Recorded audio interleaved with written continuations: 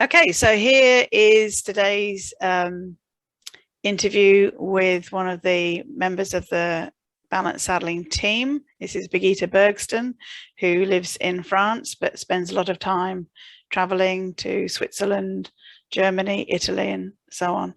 So I will let her answer the questions that we have ready here. So, Miss Birgitta, so question number one. When and how did you first come to know about balance and the balance saddling system? Oh, that goes back a long time now. I think it was 1992. And it's a long story, but I was not told about you. Let's rephrase that. I was told to come and listen to a lady who had done a lot of research on horses and saddles by a friend of mine.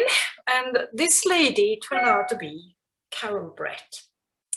So my friend had met Carol at I think it was pony camp that summer. And Carol had just come back from the States and done a lot of research, which she told my friend about. And Joe, my friend, thought this is really interesting. So she invited Carol to come to our yard. And I think she was feeling a little bit like, just make sure that somebody's there to listen to Carol. So that's why I was told to show up there. So of course I'm obedient, so I did.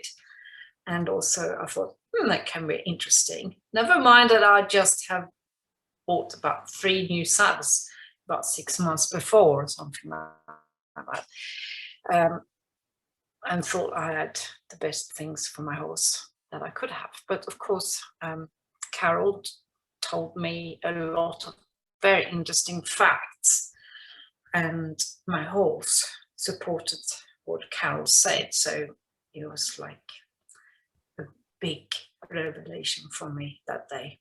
Yeah. That's a long time ago, wasn't it? It's very early in Balance's history. So yeah, great. So here is. I don't think you had started it. No, we probably. Well, Balance was formed in '93. The actual official forming of the company and the organisation was '93. So question number 2: what made you want to become a consultant?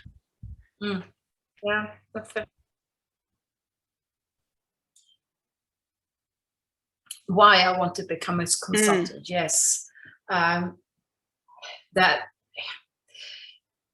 it just felt so important to be able to share this information, and the experience I had with my own horse. It just was. I just had to do it, you know, and the whole experience of feeling my own horse being able to move in a way that's sort of connected in how I want to ride my horse.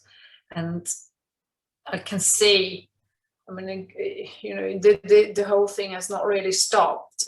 There is a big need today that we recognized already then among a lot of horse riders. And I mean, I was involved in eventing, competing at the time, which I don't do now, but it's just, I can see a lot going on with horses that are not good, but maybe it has to do with the way people are saddling their horses.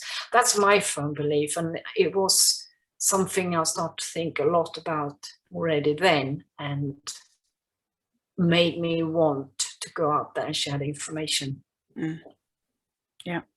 Yes, and you were, I think, one of the original. I might have been second group of people to do the training, but it was a lengthy process in those days, wasn't it? It was years and years it took. Yeah. Right. Question number 3. So if you think back to your experiences, what would you say is the most memorable transformation that you remember seeing in a horse and rider once they'd been changed out of their existing saddling setup into the balance functional setup?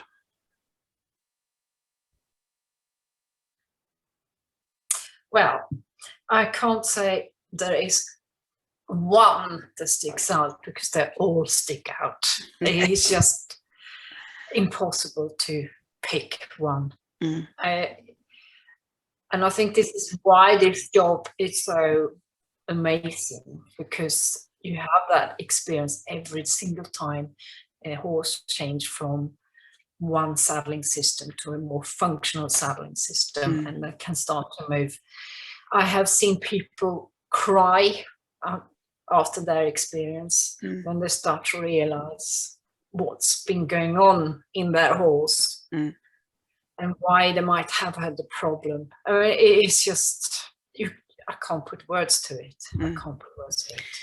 Yes, it makes me think of times when Carol and I were doing a lot of the consultations and going to somewhere and going through the whole process, and the horse's owner realizes the implications of why their previous saddle might have been causing some problems with their horse, and them getting really emotional, because, and then when we asked them what the problem was, they revealed the fact that everything that we were saying and everything they were experiencing was making them realize that a much loved horse that they'd had for years and had to retire, or in some cases euthanized, because of ongoing problems.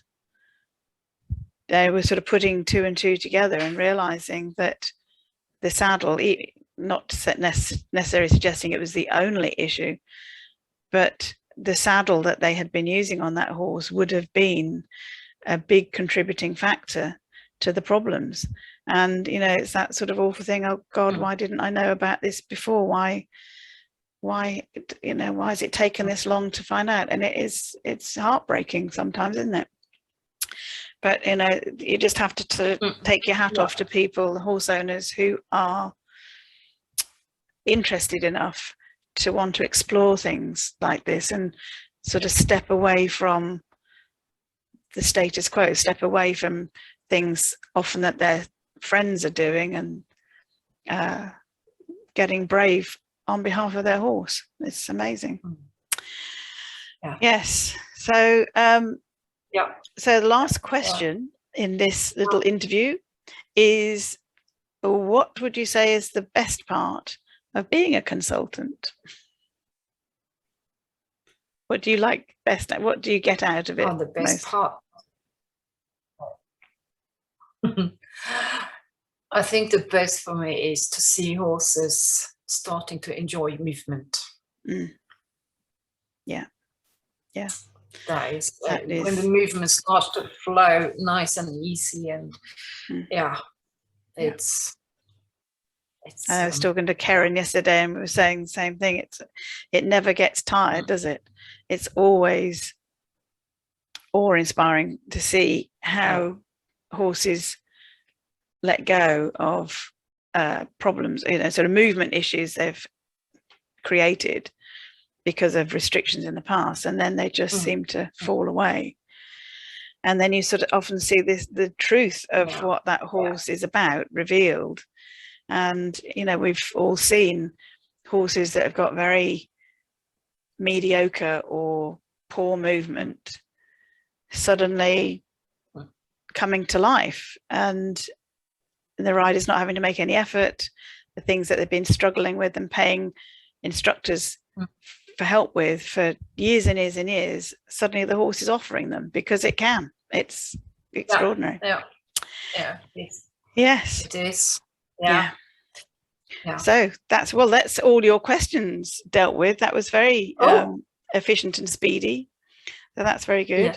And you're off and just say while I've got Birgitta here, that one of the things that is becoming increasingly popular and in demand in the countries that she travels to are her remedial training and equine pathway training, for horses and riders, and that continues to grow, doesn't it? So there seems to be a regular demand for that. So if you don't know about that, it might be something to explore and understand as well.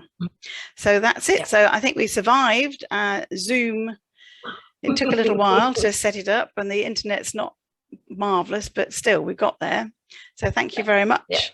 Enjoy the rest of your day. Thank you. And you too. And on we go. Bye for now. Bye. Bye.